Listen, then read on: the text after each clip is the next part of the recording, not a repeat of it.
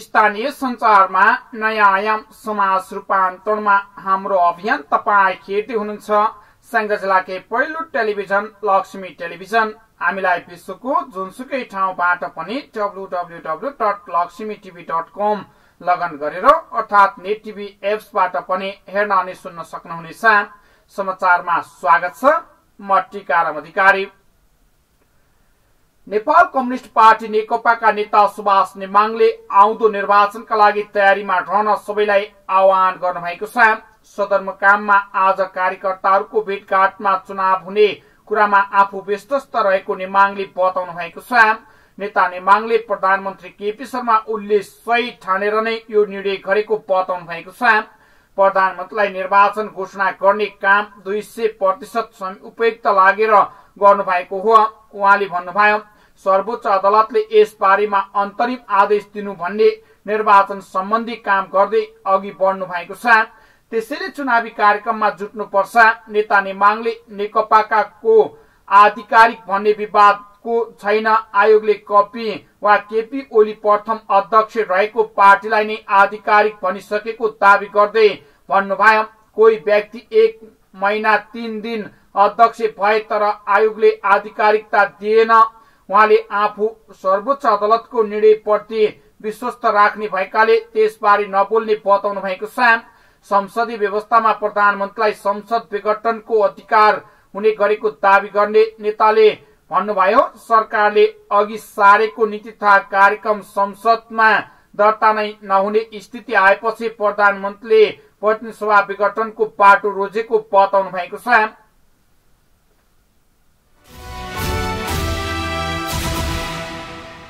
नेपाली कांग्रेसका युवा नेता प्रदीप पौडेलले ओली नेतृत्वको सरकारले संविधानलाई कुल्चिएर लोकतन्त्रमाथि प्रहार गरेको बताउनु भएको छ। नुवाकोटमा पार्टीले आयोजना गरेको कार्यक्रमलाई सम्बोधन गर्दै नेता पौडेलले 2/3 बहुमत प्राप्त सरकारका प्रधानमन्त्रीले संसद विघटन गरेर लोकतन्त्रमाथि प्रहार गरेको आरोप लगाउनु भएको छ। उहाँले भन्नुभयो, लामो संघर्षपछि लोकतन्त्र ल्याएका थियौं तर 3 वर्षमै ओलीले संसद विघटन गरेर लोकतन्त्रमाथि प्रहार गरेको आरोप लगाउनु भएको छ। केपी ओलीसँग उखान टुक्का भन्ने क्षमता मात्रै रहेको भन्दै नेता पौडेलले नेपाललाई समृद्ध बनाउने कुनै पनि योजना उहाँसँग ल्याउन नसकेको समेत आरोप लगाउनु भएको छ।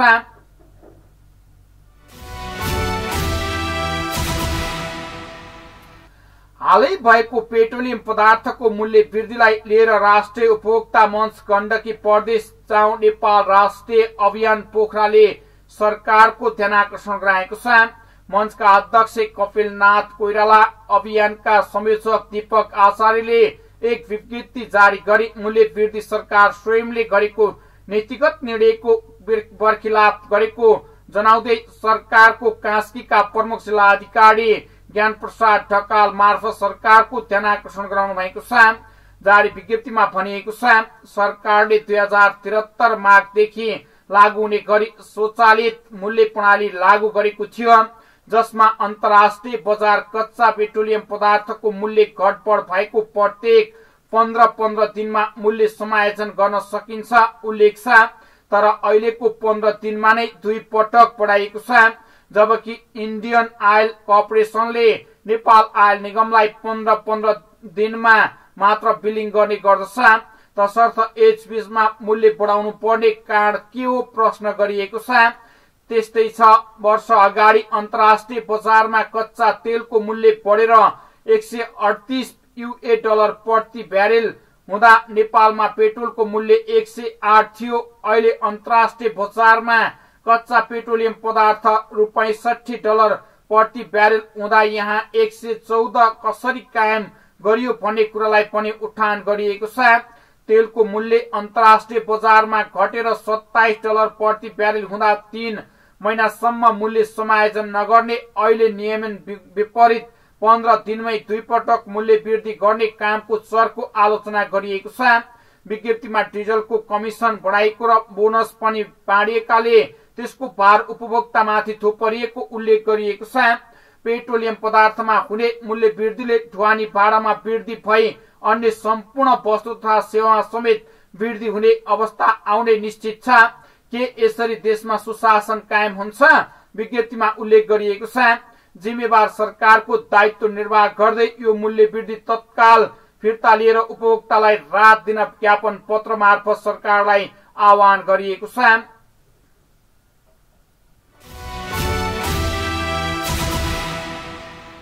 स्याङ्जाको वालिङ नगरपालिकाले राष्ट्रिय प्रजातन्त्र दिवसका अवसरमा सरसफाई कार्यक्रम सम्पन्न गरेको छ। शुक्रबार राष्ट्रिय प्रजातन्त्र दिवसका अवसरमा नगरपालिकाले सिद्धार्थ राजमार्ग परिसर सरसफाई गरेको हो। नगरपालिकाका जनप्रतिनिधि, कर्मचारी, सुरक्षाकर्मी, स्थानीयहरूको सहभागितामा वालिङ बजार अन्तर्गतको राजमार्ग परिसर सरसफाई गरिएको हो। कार्यक्रममा वालिङ नगर उपप्रमुख कल्पना तिवारीले जनताको एकतामा बल रहेको भन्दै जनताकै एकताले राणा शासन राजतन्त्रलाई फालेर लोकतन्त्र स्थापना गरेको बताउनु भएको छ। जनताको बलिदानीले प्राप्त लोकतन्त्रलाई जनताको शासन हुने भन्दै जनप्रतिनिधि जनताले पठाएको मात्र नभई जनताको समृद्धिका लागि तिनै सरकार प्रवृत्त हुनुपर्ने बताउनु भएको छ। कार्यक्रममा वडा नम्बर 1 का वडा अध्यक्ष एवं नगर प्रवक्ता केदार काफ्रेले, स्वास्थ्य शाखा प्रमुख कमल प्रसाद पाण्डे लगायतले बोल्नु भएको थियो। कार्यक्रमको सञ्चालन सामाजिक विकास अधिकृत पदम प्रसाद पाण्डेले गर्नुभएको थियो भने उक्त टोलीले वालिङ मोडदेखि केदारनाथसम्मको राजमार्ग परिसरमा सरसफाई गरेको थियो। यता 71औं प्रजातन्त्र दिवसको अवसरमा पुणामृत भवानीमा माविमा पुरस्कार वितरण कार्यक्रम सम्पन्न भएको छ। गत शैक्षिक सत्रको वार्षिक पुरस्कार वितरण कार्यक्रम, अक्षयको छात्रवृत्ति वितरण कार्यक्रम तथा गत पौषमा लिएको आन्तरिक मूल्याङ्कन परीक्षाको नतिजा प्रकाशन कार्यक्रम सम्पन्न भएको छ। नेपाल सरकारबाट प्राप्त 1 देखि 8 सम्मका छात्राहरू दलित छात्राहरूलाई गरी 179 जनालाई 300 का दरले छात्रवृत्ति समेत वितरण गरिएको थियो। त्यस्तै विभिन्न दाताहरूद्वारा स्थापित 15 लाख बराबरको अक्षयको स्वरूपबाट उत्कृष्ट विद्यार्थीहरूले 1,50,000 बराबरको नगद तथा पुरस्कार प्राप्त गरेका छन्। कार्यक्रममा नगरपालिकाका शिक्षा शाखा प्रमुख बाबुराम सापकोटाले शिक्षामा विधिको पालना कम हुँदै गएको भन्ने, शैक्षिक धरातल कमजोर हुने भन्दै विद्यालयले समयमै आफ्ना रिपोर्टहरू र माग फारमहरू समयमै बुझाउन निर्देशन दिनुभएको छ। कार्यक्रममा वडा नम्बर 10 का वडा अध्यक्ष अनन्तराज गैरेले शैक्षिक सुधारका लागि नगरपालिकाले विभिन्न कार्यक्रमहरू ल्याएको बताउनु भएको छ। कार्यक्रममा शिक्षक शेषकान्त खनाल, अक्षय कोषदाताको तर्फबाट डोलराज सुवेदी, प्रहरी निरीक्षक हरिप्रसाद पौडेल, सहायक प्रधानाध्यापक दीपक रम्साल, एम कान्त खनाल लगायतले प्रजातन्त्र दिवस तथा विद्यालयले शैक्षिक क्षेत्रमा पुर्याएको योगदानको विषयमा चर्चा गर्नुभएको थियो। कार्यक्रममा प्रधानाध्यापक परशुराम लम्सालको अध्यक्षतामा सम्पन्न भएको थियो भने स्वागत शिक्षक मुक्ति प्रसाद रेग्मी, धन्यवाद ढिलिराम बगाली र सञ्चालन यज्ञ पुरुष रिजालले गर्नुभएको थियो।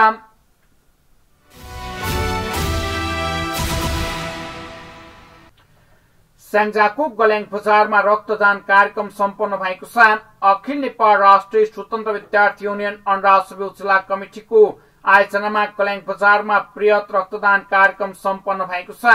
प्रजातन्त्र दिवसको अवसरमा रक्तदान कार्यक्रमको आयोजना गरिएको र गल्याङको बजारको नयाँ बजारमा आयोजना कार्यक्रममा 42 जनाले रक्तदान गर्नुभएको थियो भने रक्तदानमा लुम्बिनी मेडिकल कलेज प्रवास पाल्पाको प्राविधिक सहयोग रहेको थियो।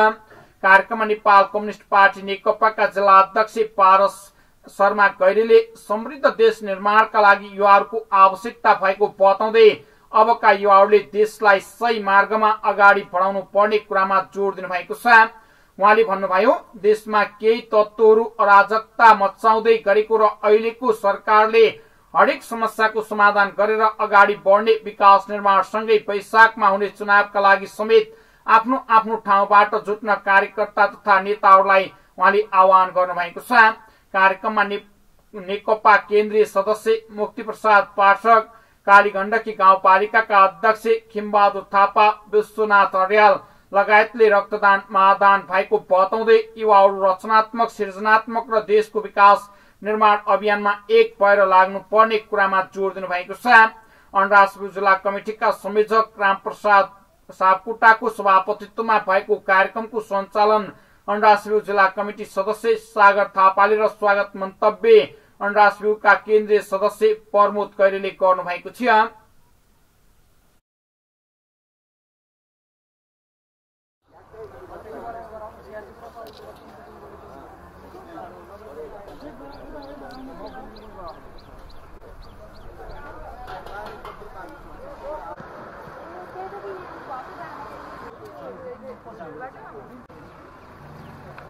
अखिल अनुपहरूलाई ग्रहण गर्नको लागि म हार्दिक अनुरोध गर्छु।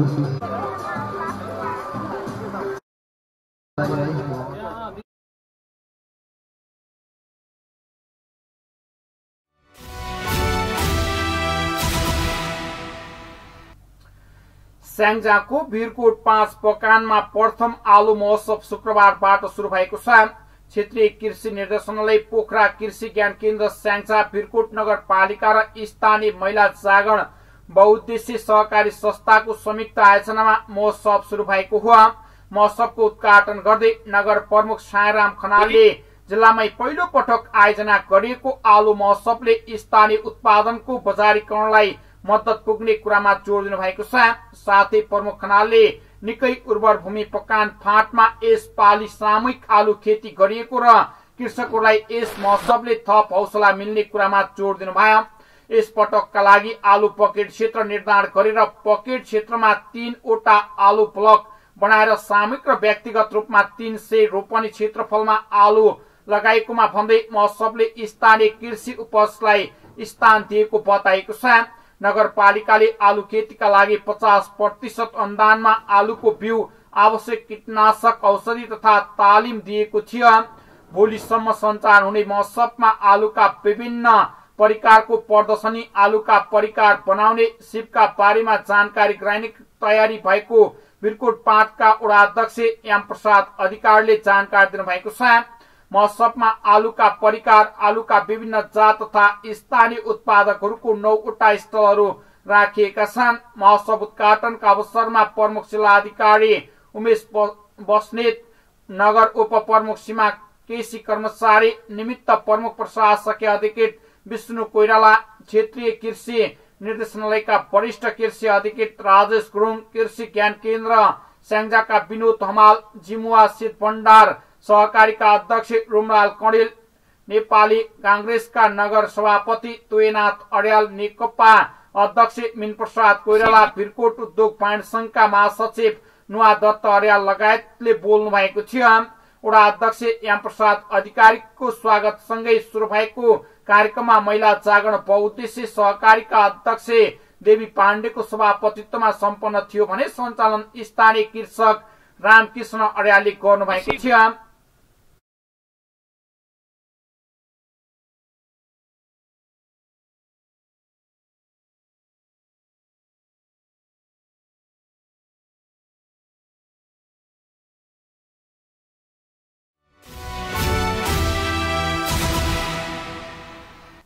स्याङ्जाको फेदीखोला गाउँपालिका 1 मा रहेको अमोर सेवा नेपाललाई स्याङ्जा सहयोग समाज जापानले आर्थिक सहयोग गरेको छ।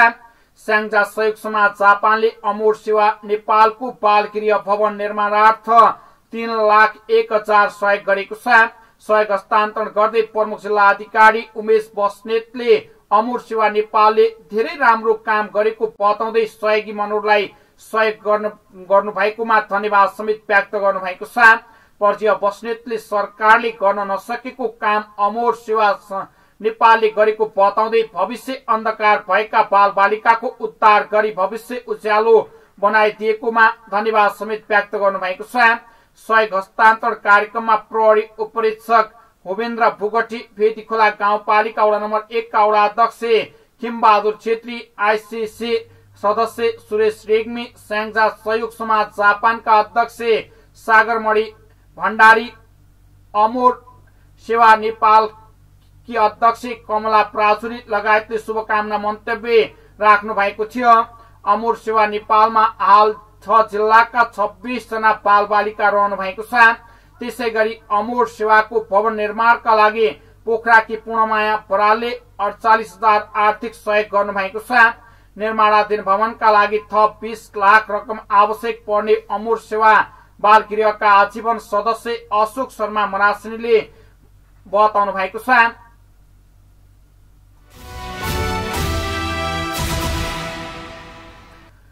पछिल्लो समय सूचना प्रविधिको तीव्र विकाससँगै त्यसले समाजमा नकारात्मक प्रभाव समेत पार्नुको साथै विभिन्न घटनाहरू घट्दै गएको अवस्थामा सामाजिक क्रियाकलापमा क्रियाशील संस्था कल्याङ जेसिसको आयोजनामा प्रविधिको उपयोग र साइबर क्राइम सम्बन्धी सचेतना कार्यक्रम स्याङ्जाको गल्याङ नगरपालिका वडा नम्बर 4 कालिका माध्यमिक विद्यालयमा प्रविधिको उपयोग र साइबर क्राइम सम्बन्धी एक दिने सचेतना तालिम सम्पन्न भएको छ।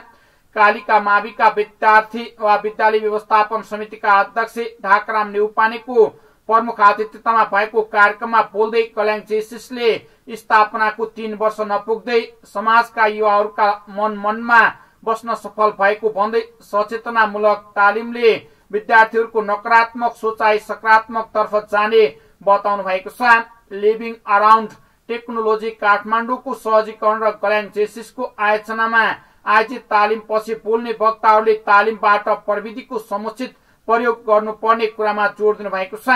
विद्यालयका प्रधानाध्यापक चिन्तामणि नेउपाने, नेपाल विद्यार्थी संघ कालिका मावि इकाई सभापति ढाकराम नेउपाने, बोल्नेहरू प्रशिक्षक विश्व अड्याल, विज्ञान पोखरेलले दिनुभएको थियो भने स्वागत कल्याङ जेसिसका कार्यकारिणी उपाध्यक्ष प्रतिमा भट्टराई र कार्यक्रम सञ्चालन कोषाध्यक्ष साधना नेउपाने, अध्यक्ष गोपीकृष्ण रेग्मी गरी 85 जना सहभागी रहनु भएको थियो। तपाई हेर्दै हुनुहुन्थ्यो लक्ष्मी टेलिभिजन। अर्को समाचारमा पुनः सुने बाचा गर्दै यसलाई भने समाचार युनिटबाट बिदा हुन चाहन्छौं। तपाई भने हेर्दै गर्नुहोला लक्ष्मी टेलिभिजन। नमस्कार।